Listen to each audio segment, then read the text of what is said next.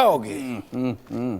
That was a mighty fine song you got right there, butter. Thank you. Well, look here. Uncle Jimmy wants to tell you a story, and I'm gonna need you to pipe down for a minute. You think you can do that for me? No problem, partner. I enjoy a good story. Listen up here, man. America's changing. I'm not sure it's changing for the better, you hear me? I remember a time Americans was raised on Western movies. You know, the stories that captured the good old American spirit. Freedom, know-how. Remember back in the day, you'd have a brothel filled with loose women? Hey, you get a good shot of whiskey, and when some bad shit went down, a cowboy would ride into town and set things right again.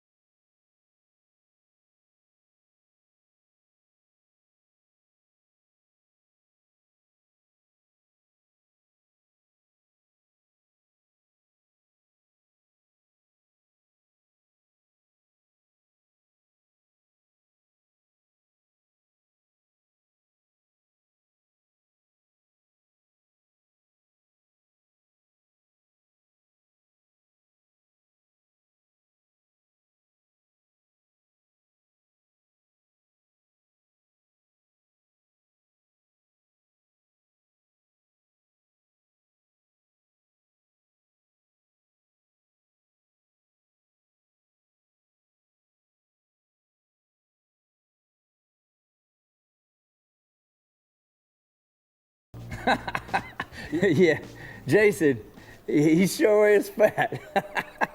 Yeah. Don't nobody call Jason fat but me. Come on. Listen anyway, that's my nephew, okay? The movie is my adaptation of Pale Rider. You ever see Pale Rider? Yeah, it's a classic. Whew. Clint Eastwood, he was a preacher. Okay, listen, take a listen, buddy, listen. This is my story. See, it all started out in a frontier town called Kenosha.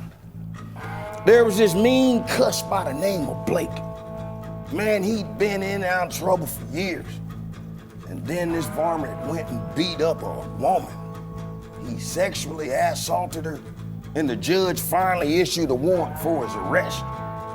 Well, when the sheriff and his deputies came a-calling to get him, there was this whole dust-up.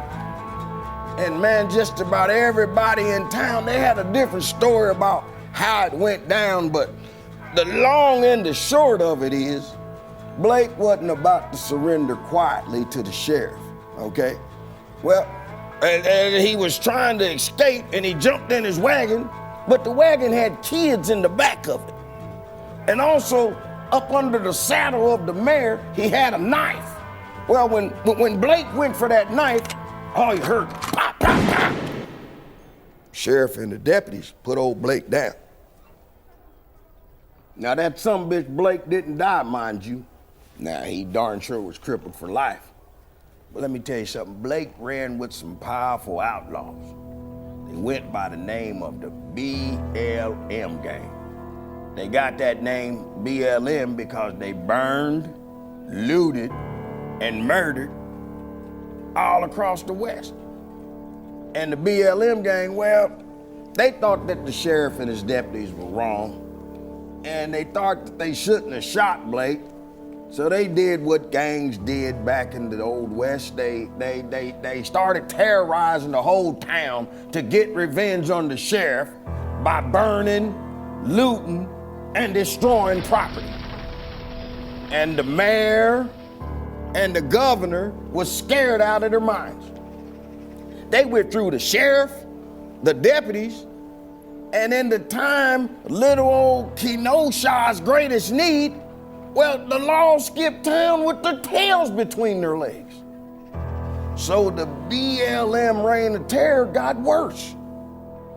Old people got beat up. One livery, they burned down and wiped out over 100 horses and wagons. Now this right here is where our hero enters the story. He's a young wannabe gunslinger named Kyle. They called him the Pale Rider. Now, man, he might not have even been 18 years old yet, but he'd had already developed a reputation as being a bit of a good do-gooder. Maybe even a bit of a goody two-shoes, as some might even say, but he was trying to learn medicine and he was trying to help people, and he even did rescues down the town's local swimming hole. He was a sweet kid, but Buddy, he was green as hell around the ears, you might say. Now some say that Kyle had no business even riding up against that BLM gang.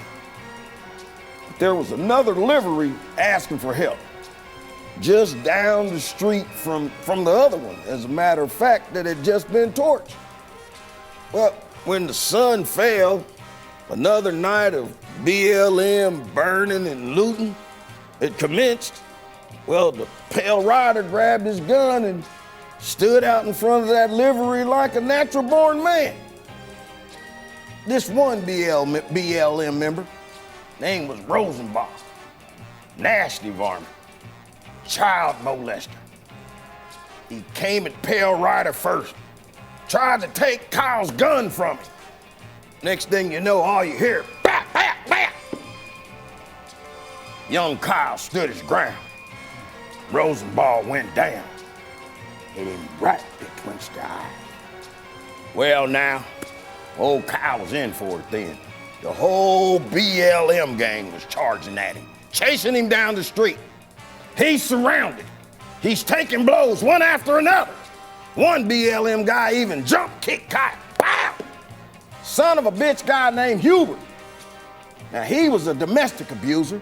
Well, he takes a plank from a buckboard and starts wailing on Kyle like he's crazy. Well, then he starts trying to take Kyle's gun. Next thing you know, you hear, bap! Pale Rider strikes again. Goodbye, Hubert. Then we had one final BLM thug. His name was Gage. He's a hard-drinking gunslinger. He, too, had been in and out of jail, and he comes at Kyle, pointing his six-shooter right at our hero. Well, he looks like our hero, Pale Rider's finished.